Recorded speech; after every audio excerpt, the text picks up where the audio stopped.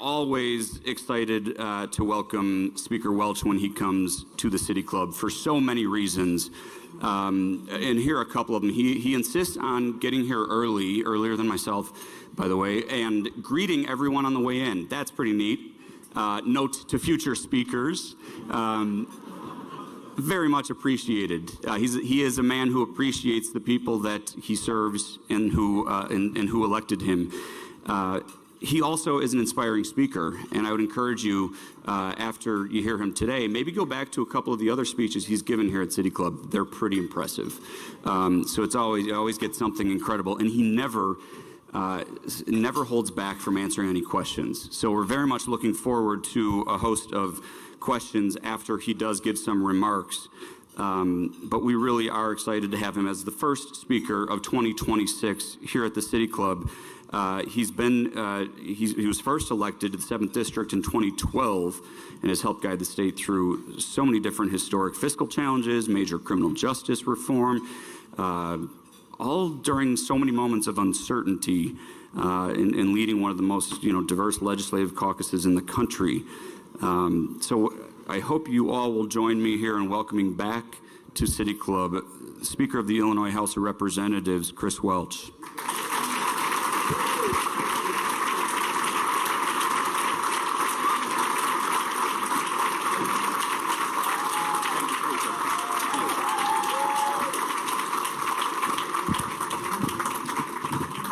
Wow, thank you all. Thank you, Dan. Wow, look at this crowd. I don't think there's any space left. It is truly, truly an honor to be here at the City Club of Chicago. Thank you for hosting us today, Omar, Dan, and for being one of the most important civic institutions in our city and our state. You guys do a remarkable job. Can we give them a round of applause, please? The City Club really has been it has been a place where big ideas are tested, where leaders are challenged, and where democracy is taken seriously. Not as a slogan, but as a responsibility. I am truly honored to be here, and I'm humbled by the extraordinary interest in today's conversation. People have been calling for weeks saying, how do I get in? How do I get in? I'm told by Dan that the waiting list to attend today's luncheon is the second longest in the City Club history. Second only, there's this guy named Donald Trump. He spoke here a few years ago, and I guess he still has the longest. Is that right, Dan? According to him?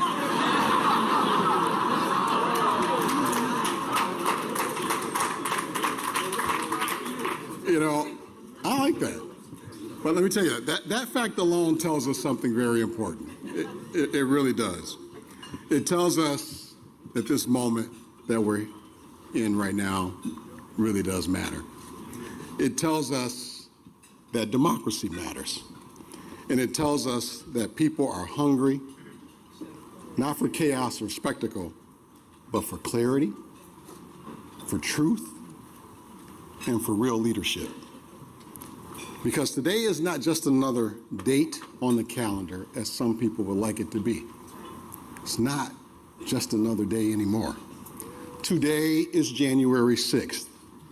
5 years ago on this very day, our nation watched in disbelief as a violent mob, incited by a sitting United States president, stormed the United States Capitol in an effort to overturn a free and fair election. They attacked police officers. They desecrated the halls of the United States Congress. They threatened elected officials. They carried guns into the Capitol. They carried bear spray into the Capitol. They had zip ties with them. And they sought to apprehend and perhaps even execute the Vice President of the United States because he refused to abuse his office. And they attempted to stop the peaceful transfer of power for the first time in American history. January 6, 2021 was not just a riot. Media, please stop reporting it as a riot. It was not just a protest that got out of hand. It was an insurrection against democracy itself. And let me repeat that. It was an insurrection against democracy itself. And 5 years later, we are still living with its consequences. So today, in this room, Madam President Breckwinkle, in this city, Justice Cunningham, at this moment in history, we must ask ourselves a very serious question. What are we going to do about it? What are we all going to do about it? This room full of influential leaders. Let me make a suggestion, and it'll be my point for today, that we all play an infinite game to preserve democracy. We all must play an infinite game to preserve democracy. Because preserving our democracy is not a one-day event. It's not a single election. It's more than this midterm that's coming up. It is not the responsibility of one party or one generation. Preserving democracy is what Simon Sinek calls an infinite game. Those folks over there are chuckling a little bit because they hear me talk about it all the time. I go back to it time and time again. In this book, The Infinite Game, Sinek explains that there are two types of games in life. Finite games have known players, fixed rules, and a clear endpoint. At the end of a finite game, there is a winner and a loser. Everyone is going to be tuned in Saturday night at 7 o'clock for a finite game between the Bears and the Packers. And we hope at the end of that finite game, the Bears are the winners. Some of y'all might be quietly rooting for that other team. But our finite mindset said the Bears are going to win on Saturday night. But infinite games are very different than what we're going to see Saturday night. They have changing players, the rules evolve, and the goal is not to win, but to keep playing in perpetuity, to go on and on and on.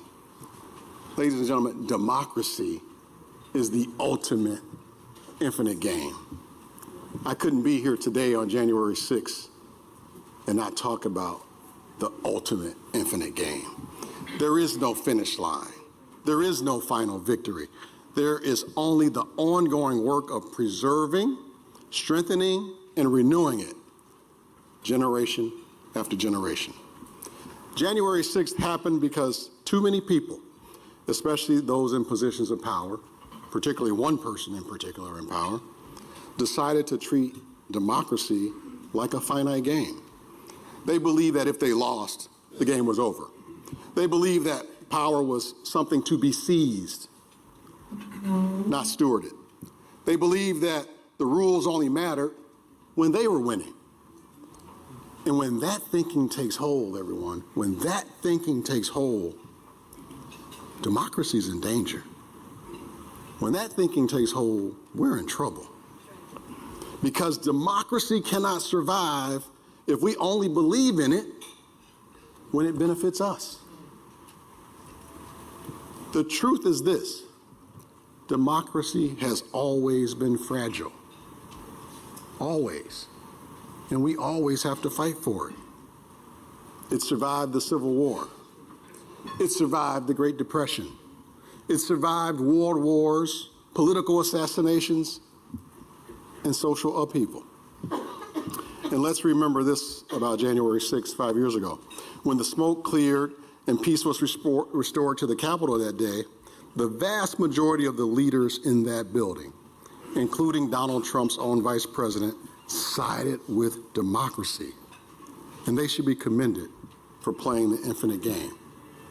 Additionally, when President Trump won election in 2024, we were reminded what a peaceful transition of power looked like and what an infinite game mindset should look like.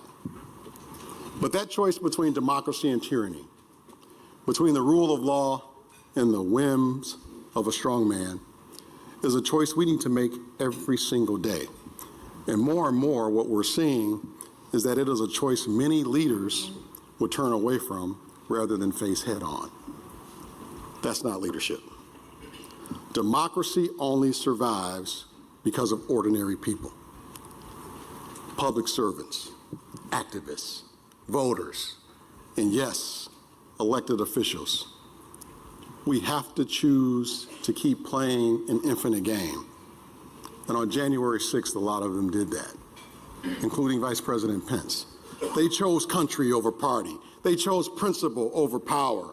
They chose democracy over demagoguery. And now, 5 years later, here on January 6th, it's our turn. It's our turn to make that choice.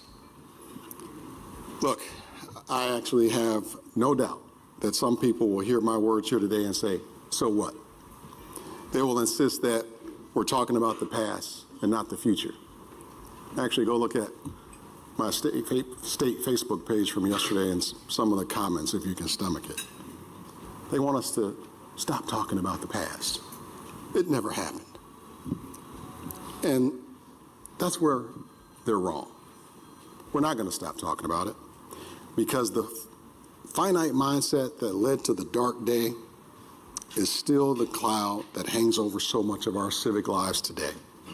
That finite mindset has families paying more for groceries because a president believes he has the power to unilaterally impose tariffs on everything. And Congress, whether out of acquiescence, fear, or political expediency, chooses to look the other way. That finite mindset is driving health insurance premiums through the roof as we speak, all because some in Washington believe that forcing people to choose between their health care and their homes is better than letting the other side actually get a victory or take credit. That's a finite mindset. We can see time and time again the cost when leaders forget that our democracy calls on them to always play with an infinite mindset in an infinite game. Here in Illinois, I'm really proud that we understand something fundamental about our democracy. I'm really proud to work with these folks on my right every single day. I love watching each and every one of them work. We understand that democracy is not self-executing. It requires laws that protect the right to vote. It requires institutions that respect the rule of law. And it requires leaders who are willing to defend democracy, even when it's inconvenient or even when it's unpopular. That is why in Illinois, we have taken real steps to strengthen our democratic institutions. No matter what that guy says in Washington, we have expanded access to the ballot. And we're going to protect our voting data. We have protected voters from intimidation. We have stood up for the separation of powers, and we have made it clear again and again that no one is above the law. No one. But democracy is not about strong men. It's about strong institutions. That's what democracy is about, Pastor. Strong institutions. And institutions only remain strong when people believe in them. January 6th did something very dangerous. It planted a lot of doubt. Doubt about elections, doubt about truth, doubt about whether democracy is even worth defending. Some people really believe it's not worth defending.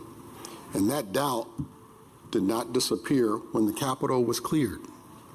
It lingered, it spread, and in some corners it nurtured and was weaponized. That is why 5 years later, we cannot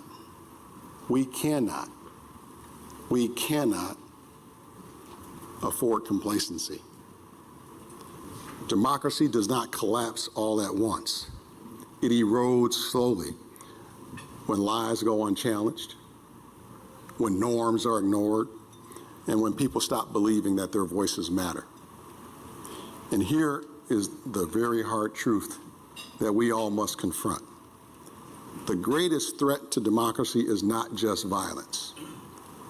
The greatest threat to democracy is not just violence.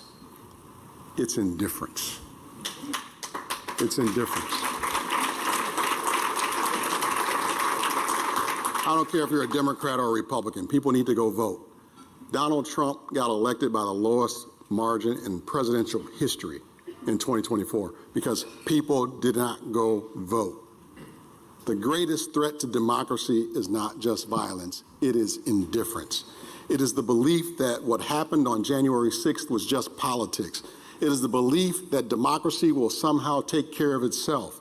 It is the belief that the infinite game can be paused or ignored. The infinite game does not wait. Let me tell y'all that. Infinite game does not wait. If we stop playing, someone else is going to keep playing. Keep that in mind. So what does it mean practically to commit ourselves to the infinite game to preserve our democracy? I got 4 things that I'm going to suggest to you, and then I'll take my seat, Dan. 4 things. First, it means telling the truth, especially when the truth is uncomfortable. That's a clap point. And here's the truth. January 6th was wrong. It was illegal. And it was incited by a sitting president who refused to accept the results of an election and who believed that if he could not control the institutions of our government, he would just tear them down. That's the truth. That is not partisan. That is factual. Ask Grunk, who started the insurrection? And Grunk should say, Donald Trump. Democracy requires a shared commitment to the truth, because without truth, there can be no trust. And without trust, democracy collapses. That was just my first point. Second, playing the infinite game means strengthening guardrails, not tearing them down. We need to allow our courts to be the courts. We need to have free and fair elections. We need to respect a free press. We need to allow 60 Minutes to run their stories. We need an independent legislature that is a check on the executive branch when necessary. We have a House, we have a Senate, we have a governor. We all are a check on each other when necessary. These are not obstacles to power. They are the very things that make democracy possible. In Illinois, we believe that disagreement is healthy, but destabilization is not. We can argue fiercely and still respect the rules. We can lose elections and still respect the outcome. And we can demand change without burning the system to the ground. We might pass a law, and the Supreme Court might say, you guys got it wrong. They've done that. Justice Cunningham is still my friend. I'm not trying to burn her down. We respect our institutions. That is the mature thing to do. That's what mature democracies do. That was my second point.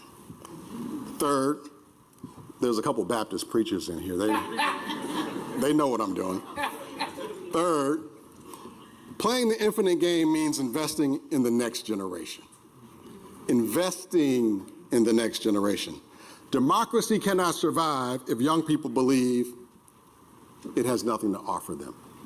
I've been doing these town hall meetings and barbershop conversations and going around talking to people, and why should I vote? Doesn't matter. We have to make sure they understand that it does. What do we have to offer them?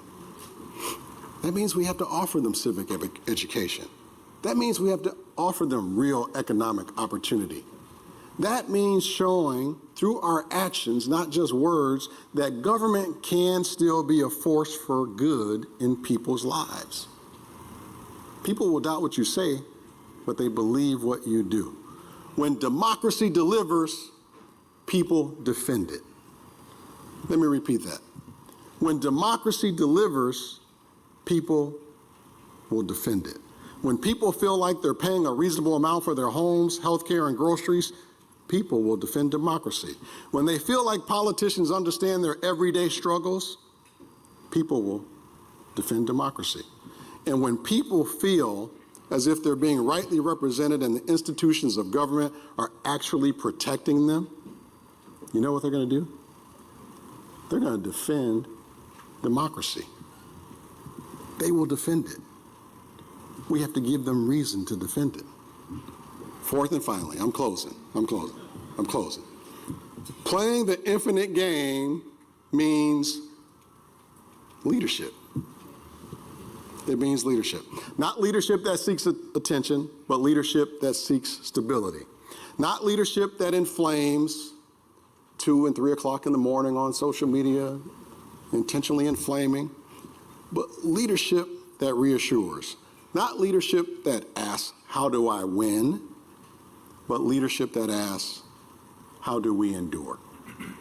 How do we endure, Alderman Curtis? How do we endure? 5 years ago, we saw what happens when leaders abandon that responsibility. Today, in this room, we must recommit to that, because democracy is not guaranteed. It's not. It is not inherited permanently. It is not. It is borrowed from the future, and we are responsible for returning it stronger than how we found it. That's the infinite game. And let me be clear. The goal is not to defeat one person or one movement. We don't want to get rid of this president and have another one just like him. The goal is to ensure that 20 years from now, 50 years from now, 100 years from now, Americans are still arguing passionately, but peacefully. Let them argue, but peacefully. They should be able to do that about the future of this country and the direction we should head in. That's what democracy is. The goal is to make sure that no matter who wins an election, the system itself wins. 5 years after January 6th, the question before us is simple. Will we learn from that moment, or will we repeat it? Will we treat democracy as a tool to be used, or a promise to be kept? Here in Chicago, here in Illinois, here at the City Club, Dan, let us choose the infinite game. Let us choose courage over fear, truth over lies, democracy over chaos. Because if we keep playing, if we keep believing, democracy will endure for generations and generations to come. Thank you all for allowing me to say it.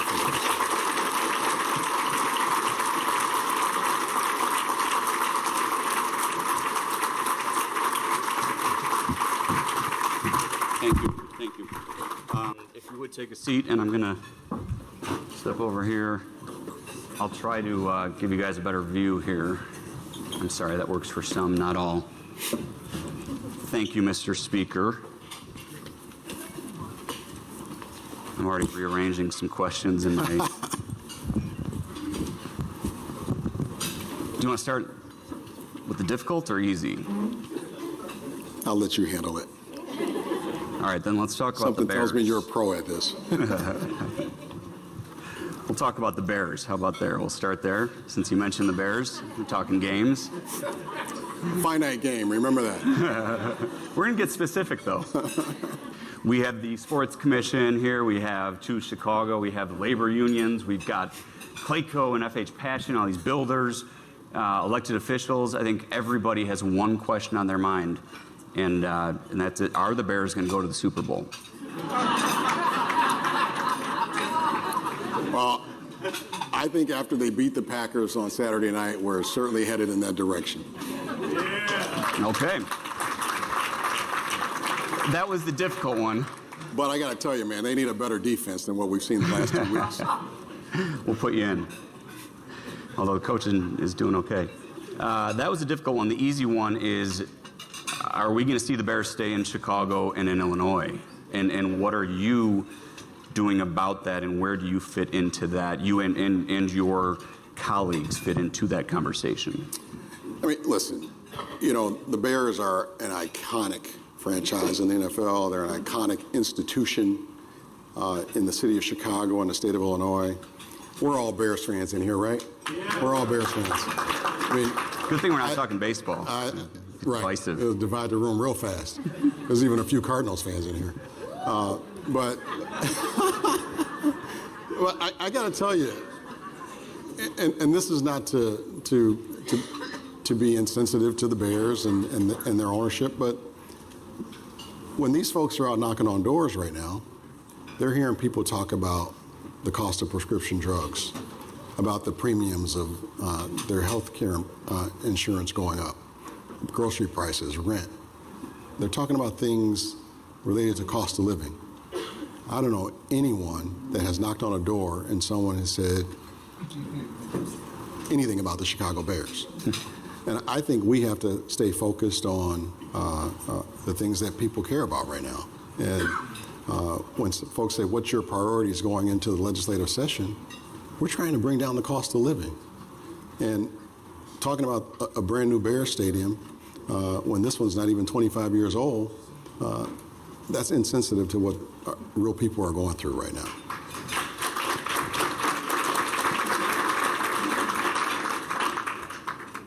Glad we got that out of the way.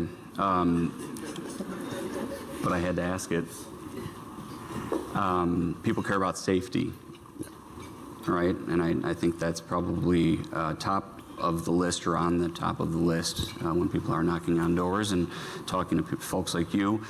You put a lot of effort into the Safety Act a few years ago, and there have been some amendments. I know we've talked here at City Club about even recently someone mentioned rewriting it. Where do we stand with the Safety Act now, and do you support any of those efforts to amend or look back and change it a bit to see what's working and make it work better? Yeah, thanks for that question, Dan. And I'll tell you, the Safety Act has been in the news a lot lately. A little known fact that a lot of people don't remember. January 13th, 2021, a week after the insurrection, my life changed overnight. I never thought I would be Speaker of the House. But that day, Donald Trump was impeached a second time during his second term. And the last thing that passed the Illinois House before I was elected Speaker was the Safety Act. And that didn't happen overnight.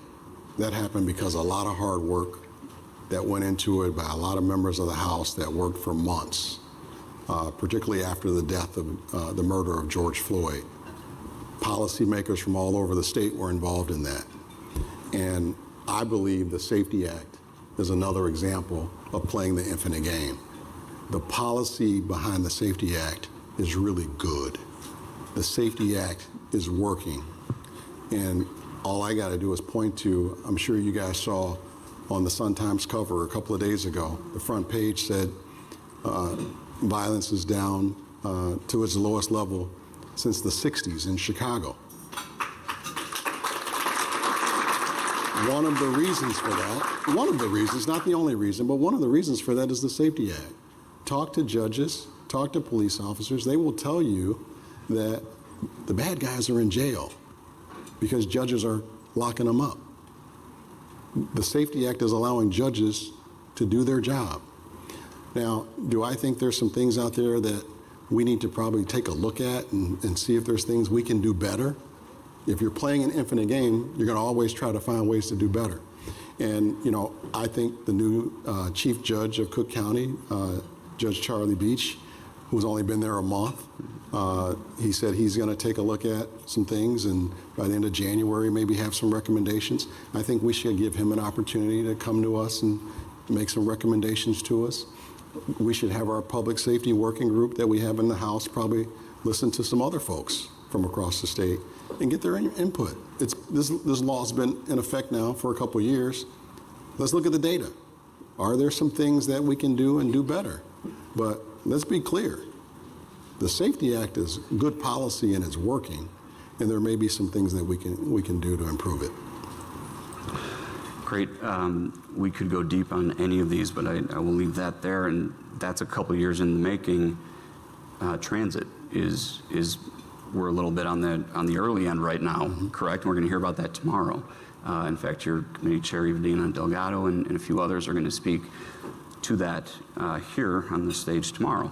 I think it was Paul Ruffin had a specific question, but could we talk, he asked specifically, what do you see as the future of public mass transit in the Chicagoland area on the other side of the new bill that will come to fruition on this June?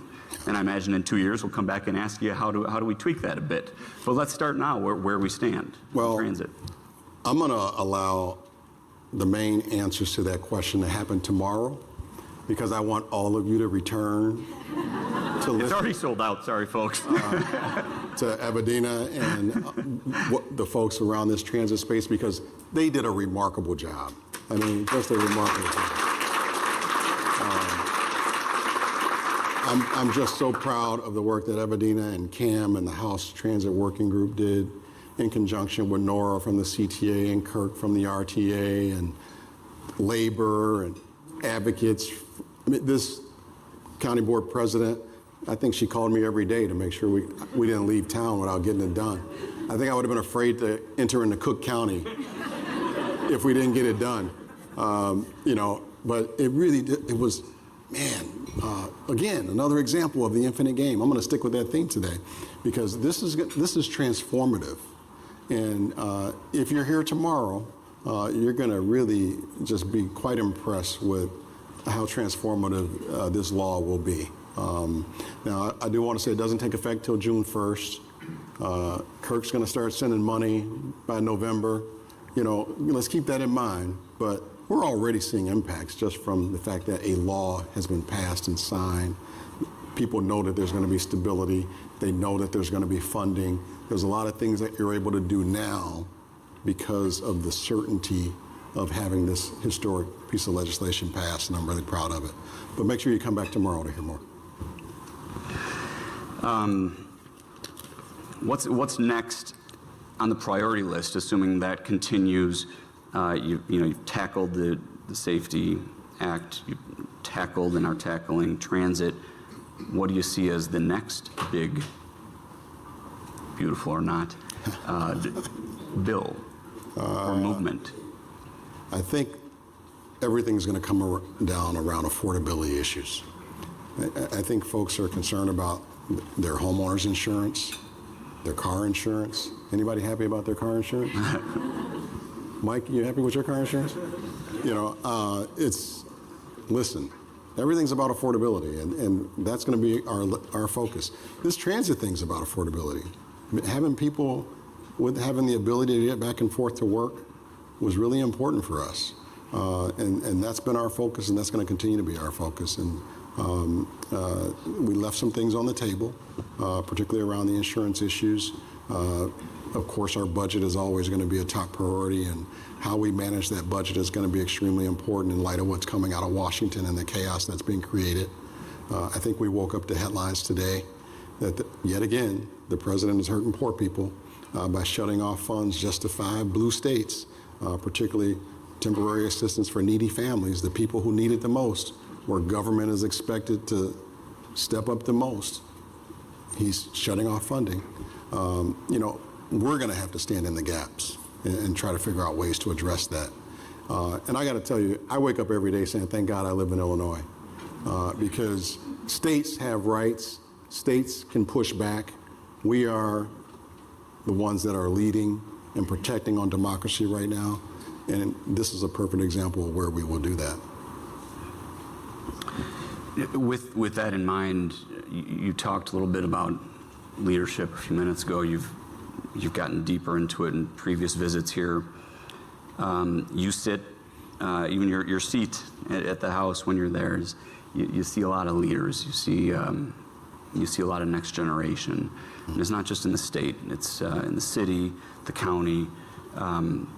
What do you see as the future? Are you encouraged by the future generation of leaders in this state? And feel free to drop some names along the way. Really, who should we be watching? Who should we what you got past this torch, right, after a long speakership and a whole lot of folks that retired, left over the years for different reasons. And I think everyone realized we're going to be doing that again sooner than later. Yeah. I'm not asking you to go anywhere, but who's that next generation of leaders from your perspective? And you don't have to go specific into names, but tell us about your view from your perspective on the future of this state. I think the future of Illinois is very bright, and I'll tell you why. I want the House members to all stand up. Right. House members, stand up. Kelly Cassidy, Teresa Ma, Jay Hoffman, Robin Gable, Bob Morgan, Maurice West, Nick Smith, Dagmar Avalon, Evelina Delgado, LaShawn Ford, Bob Rita, Curtis Tarver, Ann Williams, Kim Dubuclay. The bench is deep. Lindsay LaPointe. Who's that back there? Mary Beth Canty. Any other House members here? Woo. Kelly Cassidy. All right. All right, so Did I get that one right? Oh, sure. In spirit of bipartisanship, how about Any Republican Republicans here? leadership? Any Republicans here? There's some good Republicans. How are you guys doing with that, with the downstate? You guys surprised I said that? Yeah. How about crossing? Is it more difficult to manage your own caucus, or the Republican Democratic dynamic in the House? The House I lead is very different than the House the former Speaker led. Politics is just different. And our caucus, the House Democratic Caucus, probably has 11 sub-caucuses at the last I count. Might have more today. But at the end of the day, I remind them that there's only one caucus that has 60 votes to pass anything, and that's the House Democratic Caucus. Diversity is our strength, but our power comes from our unity. In getting to that unity, you got to have a lot of process in place. And I get a lot of criticism for it. I don't care. The 60 Democrat rule in the House has helped us get a lot of big things done. And if you can get 60 of these Democrats on the same page, trust me, you're going to pick up some Republican votes too, quite a few of them, because that's how diverse we are. And we come from different areas of the state, different communities, different cultural backgrounds. Got to make you work a little bit. If you can get to 60 Democrats in this caucus, that bill is going to go on the board. And it might slow things down a little bit, but I think that just makes things better. We've landed some big pieces of legislation because of that. Initially in 2021, CJA was a perfect result of that. The assault weapons ban that Bob carried was a great result of that. The new and modernized CJA, I don't know what you guys are calling it, J.A. Robin. What? What are we calling it? That. Look at that unified voice. You know, all of this stuff is done because we make them work toward unity, and that's how we're getting big things done. How about a minute on national leadership and the future of that? A little bit of maybe the Democratic Party. What do you see playing out over the next few years? You talked a lot about the current administration and democracy. What do we see happening there over the next year or two? Yeah. You know, I have to believe what I'm seeing going on here in Illinois and playing out in other areas of the state. What we saw last November, the winds are changing, but I think Democrats have to continue standing up, speaking up, and fighting back, and calling out the lies, speaking truth to power. We have to continue to if we're going to be the choice of voters, we have to make sure they know that we're their voice. And I got to tell you, what we just saw this past weekend, everyone knows the president of Venezuela was a tyrant and should have been removed a long time ago. But what this room should be concerned about, particularly on this day, is the President of the United States' blatant disrespect of the Constitution. Congress not saying a word about it, acquiescing yet again their constitutional responsibility. We have to speak up and protect the Constitution at all costs if we're going to protect our democracy. And what we saw happen in Venezuela over the weekend was a violation of our Constitution. And I think Democrats, whoever the next leader is going to be, needs to be out there speaking up, standing up against that and speaking up for our Constitution.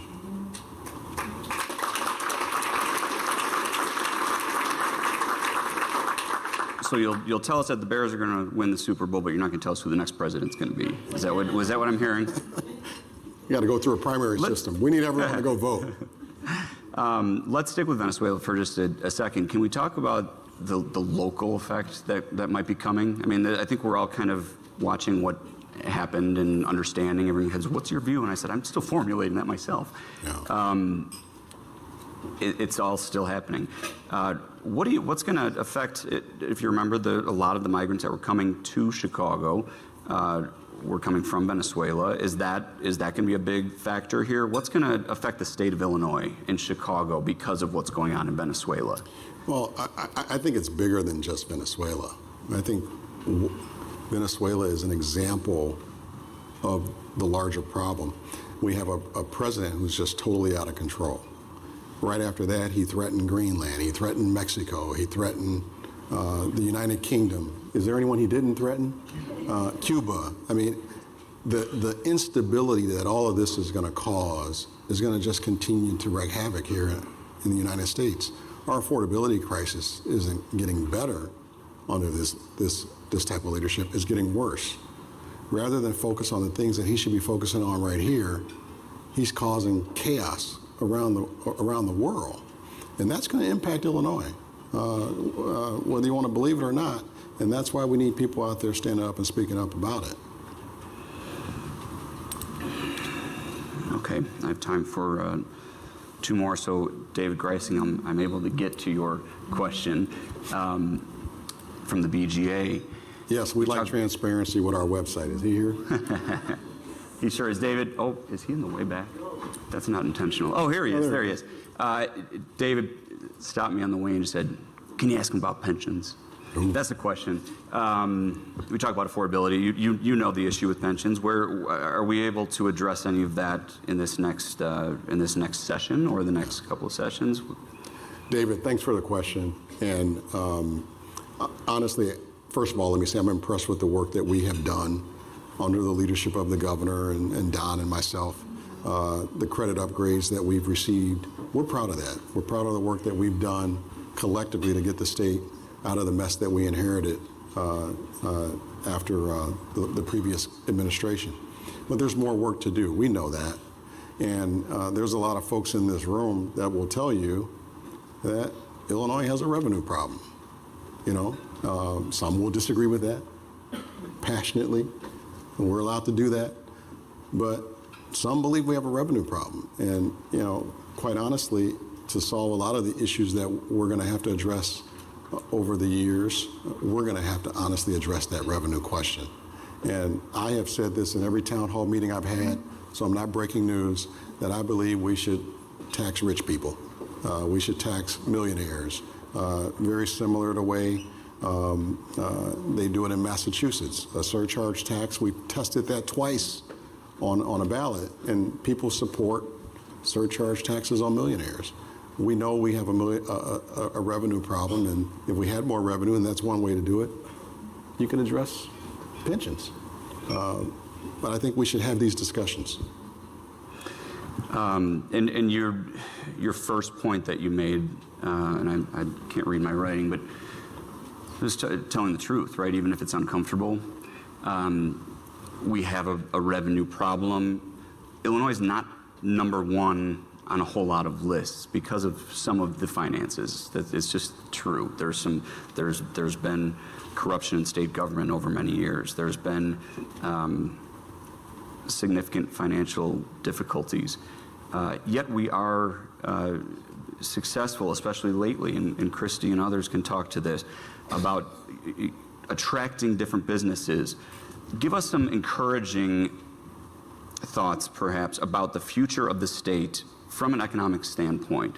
Why should, I don't know, AI and quantum and some of these other companies who are starting to rise to the top, why should they come to Illinois? Illinois is the best big city in America. How many years in a row? 9 years in a row. Illinois is in the middle of everything. Our university system is one of the best in the country, if not the world. And I will tell you, as part of my visits around the state this summer and fall, I've visited Fortune 500 companies, and they say our workforce is second to none. And we're investing in that workforce. And that's why what you've seen under the leadership of our governor and the Senate President and myself these last several years, it's not an accident. Companies that are investing in our state. What's going on with the Illinois Economic Development Corporation under Christy George and John Atkinson, we're all working together. We're all pulling in the same direction. Yes, we still have differences, but we come together a lot. We take trips across the globe to attract businesses, and we're being very successful. And make no mistake about it, we're just getting started. There's a lot more to do. Illinois is on the rise, and I'm really proud to be a part of that. Well, you're proud to be a part of it. We're just getting started. You talk a lot about democracy. You talk about a lot about leadership. One of our favorite City Club questions. When you were here back in 22, I think you stood up and said, I can't believe I'm here. You had sat in that audience for so many years, and here you are as speaker. Could you imagine yourself in the Oval Office? No. Well, this is the second longest list. What?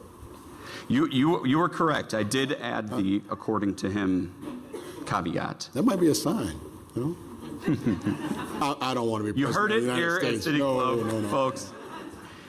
You are an inspiring speaker, as I said, but I understand what's behind that, and you always talk about your why and what's your why. I think we heard a bit about that today, and it's been an honor of mine to be able to sit here and ask some of these questions of a man of your stature and all the amazing things you've done. As you all know, we're nonpartisan, not biased here at City Club, but we very much appreciate public service. And there's so many public servants in this room, and so many leaders, as you all know, not just in the public sector, in the private sector as well. But here we are with one of the greats in our state, and it's been an honor, really, to have him here at City Club. Thank you all for joining us. For Speaker Welch, come back soon. Thank you. Thank you, sir. Thank you, guys. Thanks for having me.